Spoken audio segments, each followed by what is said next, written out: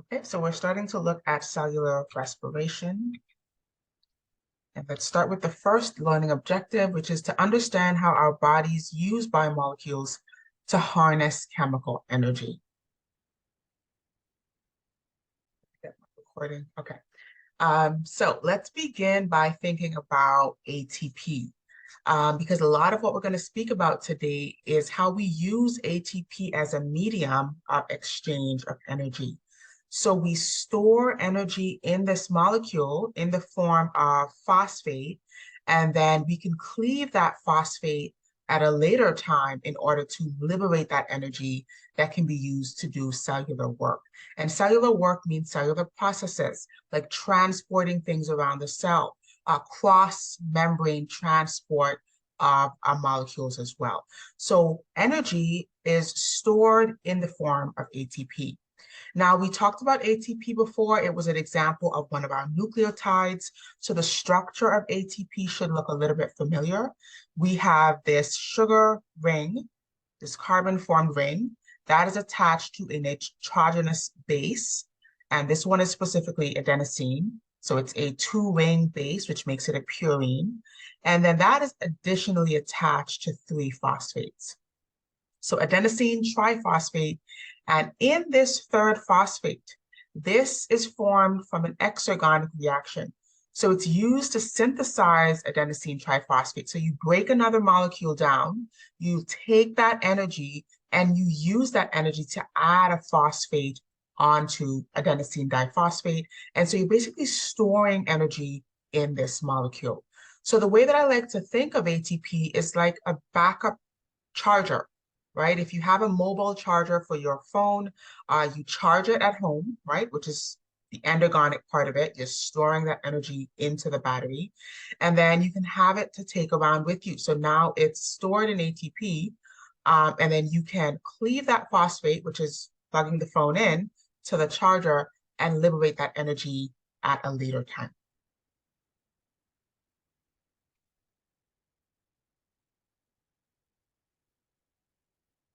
Okay. Let's look at how we make ATP. So ATP synthesis. So we start with ADP, and then we add that phosphate. So this is where most of that energy is stored. So the energy and the phosphate are added onto ADP, and that makes ATP. Now, because this is a condensation reaction, we're going to release water as a byproduct. So this is considered to be endergonic. And the change in energy is about an additional 7 kilocalories per mole. And again, you said this is a condensation reaction, therefore water is released. Now, there are two ways that we can make ATP. One is the substrate level phosphorylation. So the way that this happens is there's another molecule, let's say molecule X, and that molecule has a phosphate, an inorganic phosphate. We can take that phosphate from molecule X and add it to ADP, and that will generate ATP. Okay, the way that I think of this is borrowing a phosphate from another molecule that is phosphorylated. This typically happens in the cytosol. We'll talk about that. And this generates less ATP than the second step or the second means of making ATP. And this is oxidative phosphorylation. So for this one, this requires the electron transport chain. We take ADP and we make a phosphate organically. So we take a phosphate, we don't take a phosphate, excuse me, from another molecule, we make a phosphate organically.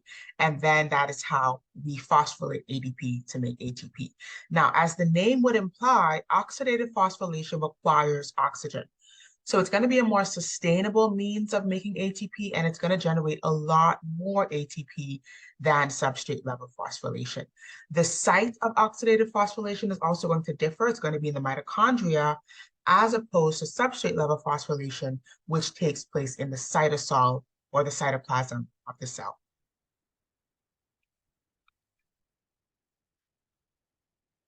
Okay, let's look at what happens when we break ATP down. So we said this earlier, ATP is only made as a temporary energy store.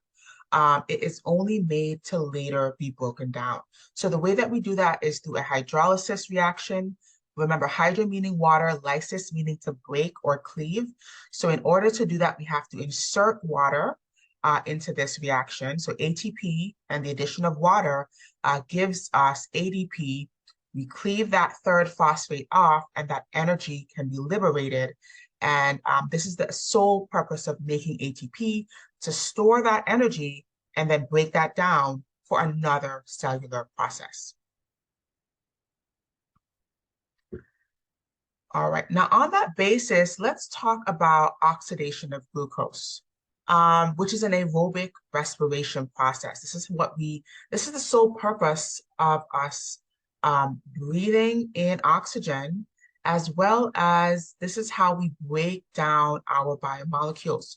So most of what we eat in our diet, carbohydrates, proteins, fats, that has energy stored in it. So every time you take a piece of bread, a slice of toast, a banana, an apple, there's energy stored in the biomolecules in that food. And so glucose oxidation is a way for us to yield that energy, to cleave that glucose down to its smallest components and take the ATP, or take the energy rather, from that food, store it as ATP, and then have that ATP to use as a means to do work around our body, to liberate that energy to do cellular processes.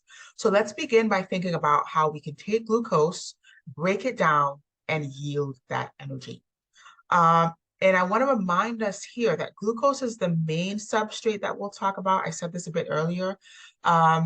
But we can also oxidize other biomolecules as well. So we can oxidize fats and we can oxidize proteins. Very rarely will we oxidize those two biomolecules. You'd have to be in a starvation state or a starvation mode to really begin breaking down your protein, or essentially breaking down your muscle. So glucose is what we're going to focus on. And then in the self-study, which is packet 2, you'll look at examples of breaking down other substrates such as protein and fats. So the central reaction for breaking down glucose, or liberating the energy in glucose, is what we have here. We have a molecule of glucose, which is C6H12O6. We have oxygen, which is required, again, the sole purpose that we breathe oxygen in. And what that gives us is carbon dioxide as a byproduct, 6 carbon dioxide specifically, 6 water, right? Remember, this is a condensation reaction.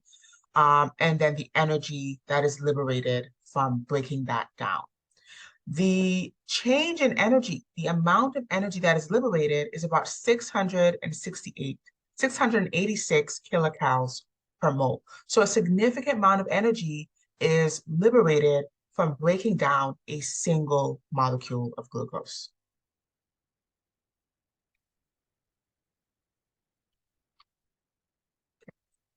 Now, if you look a little bit closer, and actually, let me go back here for just a second and talk about the direction of this reaction.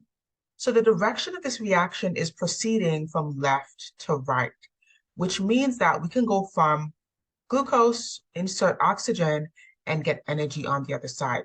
But I want to just remind us that plants can execute this reaction in the opposite direction. So plants are symbiotic with humans because plants can take energy from the sun, they can take water, and they can take carbon dioxide, and they actually generate the glucose that is stored in plants. And then they actually release oxygen, which is what humans need. So there's a symbiotic relationship between what humans are giving off, which is the carbon dioxide as a byproduct, and plants can take that and can store it to make glucose and to make oxygen, which are things that we need. And that process is called photosynthesis, which is essentially what plants can carry out. So photosynthesis can be seen as the opposite of cellular respiration. All right, so if we think about the example here, once again, we've got glucose and oxygen, and then we can break that down. The byproducts are carbon dioxide and water. And notice what happens to the majority of that energy. Most of it is released as heat. So because we're not perfectly exothermic beings, because we're not perfectly thermogenic, because of entropy, which is one of the laws of the universe, right? The heat is given off, and some of that energy is simply dissipated in the form of heat, right? We are very much thermogenic beings, and we generate a lot of heat as a byproduct of the breakdown of our biomolecules. But however, all of that is not released as heat. Some of that is in fact stored in the form of phosphorylating ADP and making that ATP, essentially storing that energy in the form of ATP. And then we can use that ATP to do cellular work. We can break that down once again through the processes that we're going to speak about today, such as glycolysis. And we can take the ATP that we make and use that to do cellular work. And when we say cellular work, we mean moving things around, making proteins, making hormones, transporting those proteins and hormones across the cell, just all types of actions and processes that are needed to keep the cell alive. That includes transcribing DNA, translating proteins, and so forth.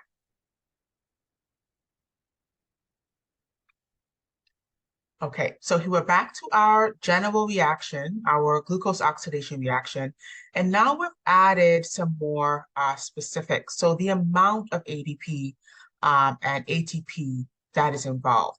So here's our reaction: glucose, 1 molecule of glucose, 6 molecules of oxygen, and we have to input 38 molecules of ADP in the unphosphorylated state, and then 38 inorganic phosphates. On the other side of our reaction, we're going to yield 6 carbon dioxides as a byproduct, 6 water molecules as a byproduct, and then we're going to phosphorylate those 38 ADP to yield us 38 ATP. Now, if we break this reaction down and really look at what's happening and how that energy is liberated, the energy that is in 38 ATP should ideally give us 266 kilocalories worth of energy.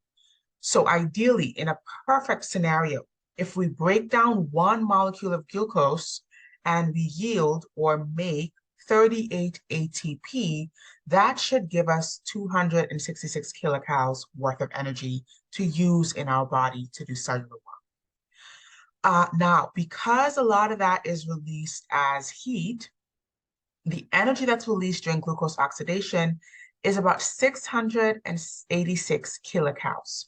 So there's a discrepancy here, right, between what we yield during this process versus what is stored in that glucose molecule.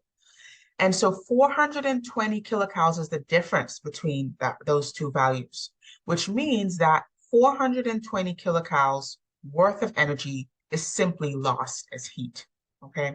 So I'm going to just repeat that again in a different way. Now, ideally, we should have 686 kilocalories released or stored in that glucose. We only yield 266 kilocalories, which means that there is an unaccounted 420 kilocalories, which is simply lost as heat. And what that means is the efficiency of this reaction is only about 38% efficient. If ideally we could have 686 kilocalories, but we really only see 266 when we look at this process in real life, that means that 61% of that is lost as body heat, okay? And only 38% of what is actually stored in that glucose molecule is really stored into ATP to be used in our body.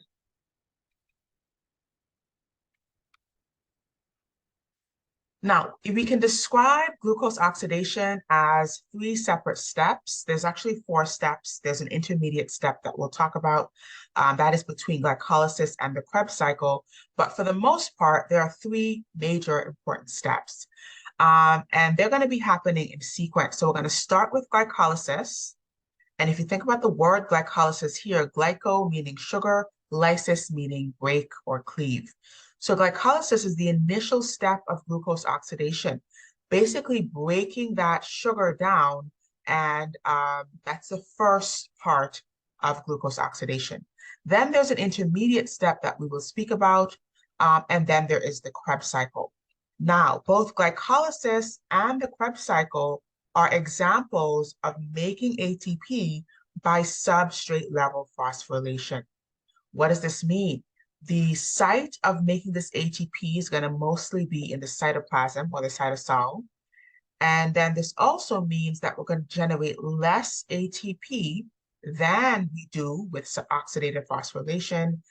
And then the third thing that this means is that we're going to borrow a phosphate from other phosphorylated molecules in the cytoplasm. Okay, so just to recap what we said, some of the major features of substrate level phosphorylation.